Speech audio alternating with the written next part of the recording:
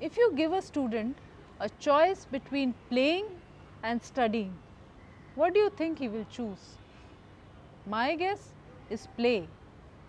But what if a game helped you to focus intensely and learn as much in play as you would in study?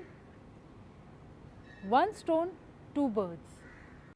That is exactly what we are aiming to do with this maths learning game, which is the central piece of the geometric reasoning module. The game is called Police Quad. In the game, you are Geo, an alien who is a police detective. You will need to think and reason about properties of shapes to solve cases and nab culprits across 4 missions. Each mission helps the students think a bit more deeply about shapes and their properties. Let's go through each mission and see what you as Geo will have to do. In Mission 1, several aliens are suspected of a crime. In that, all are innocent except for one, the culprit.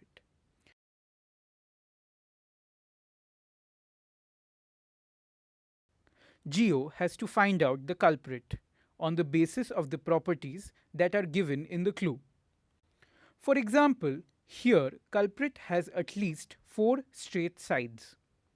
So, using equal side tool, parallel lines tool and right angle tool, Geo has to find out the culprit. Now, the culprit has at least 4 straight sides. So player has to check if the shape has at least 4 straight sides. So this has 3 sides. This has 4 sides. So this can be the culprit. This has 5 sides. So Geo will release this. Now to go further, we need another clue. This is a clue which says the culprit has less than 6 straight sides.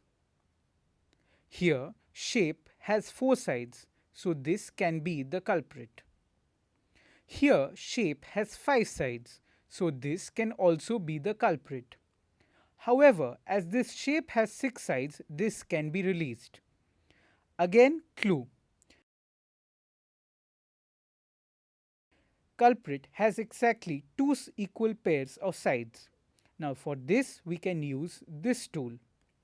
And this tool says that these two sides are equal and these two sides are equal.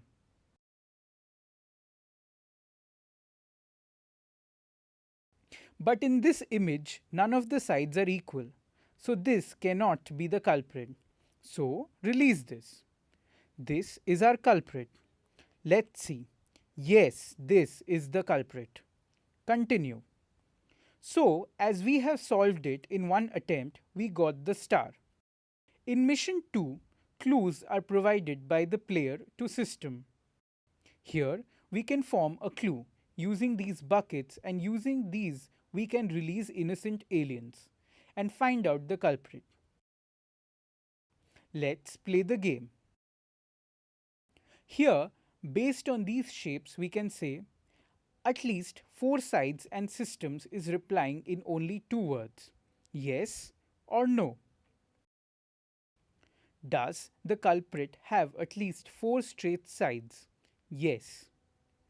This cannot be the culprit, so release this. Released. You can also use equal sides.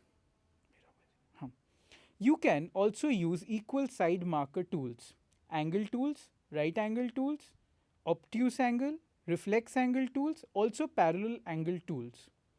Here in these shapes all the sides are equal. So I can ask, all equal sides? No, culprit doesn't have all equal sides. So release. We have 3 shapes left. I can ask exactly one reflex angle.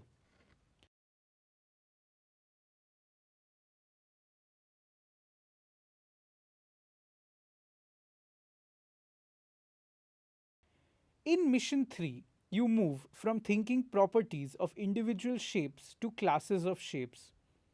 Group of examples and non-examples is displayed. Based on careful analysis of these, you have to identify the common property that ties together the examples and generates more shapes than fits in there. The mission is designed to trigger the thinking on what is it that defines a class of shape. All of them have exactly 3 straight sides. Let's create. Let's send this agent. Allowed. This is the precursor for more formal classes on special quadrilaterals and their properties. Mission 4.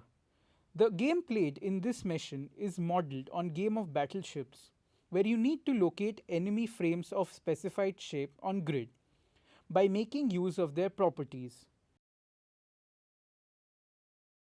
In different levels of the mission, required shapes are of different special quadrilaterals.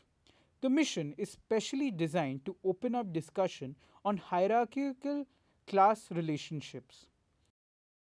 For instance, system can be programmed to throw a square at certain frequency while the actual shape is rhombus.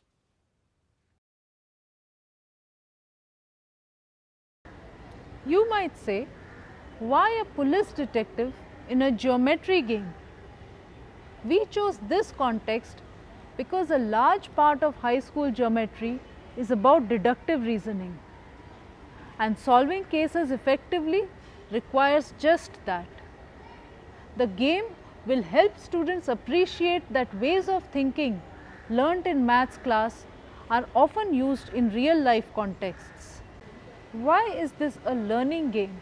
Let us take a look at how the game is specifically designed to support the 3 core CLIx pedagogies that we discussed in video 2. Although police sport can be played by a single student at a computer, we find that it works best when students play it in pairs, when they can discuss and devise strategies collaboratively. One student might propose a solution or strategy, which the other might then challenge. The first student could then defend his viewpoint and so on. This constructive argument helps the students arrive at a mutually agreeable solution or strategy. Students are often hesitant to share their thoughts and ideas in front of the entire class. But while playing the game with their peers, they are quite comfortable proposing and vigorously defending their own solutions. The period of struggle, making mistakes and perhaps failing, but bouncing back to try again, strengthens learning. The scaffolding provided is minimal to allow students to learn from their mistakes rather than being explicitly told what to do. This improves their metacognitive abilities and makes them better problem solvers. An important component of the game is in the mathematical processes that it encourages. By playing the game and participating in the discussions during and after the game, the students are able to see the relevance of reasoning and justifying, of communicating their ideas to others, and so on. In particular, they begin to see proof as a social process that convinces a skeptic and realize it is an essential component of learning mathematics. The game exposes students to geometric ideas and reasoning in an informal game setting before they are dealt with more formally in class. It takes the students through progressively higher levels of thinking about two-dimensional shapes, rewarding not only thoughtful strategies and reasoning, but also effort. This prior exposure helps students take on the formal learning experience more confidently. A player continues to remain at a level till he or she gains a good grasp of the concept. Only then does the player progress. What this means is that assessment is built into the game, freeing you as a teacher for more meaningful facilitation of learning. This brings us to an important question. What is our role as teachers in this? What could we do to enable constructive dialogue amongst peers, to further leverage the safe environment provided by the game, to help every student verbalize their mathematical ideas confidently, to become more active participants in their own learning? These are some questions that we will explore together. This scratches only the surface. Go ahead and play the game, and you'll find out more ways in which learning maths can be exciting and fun.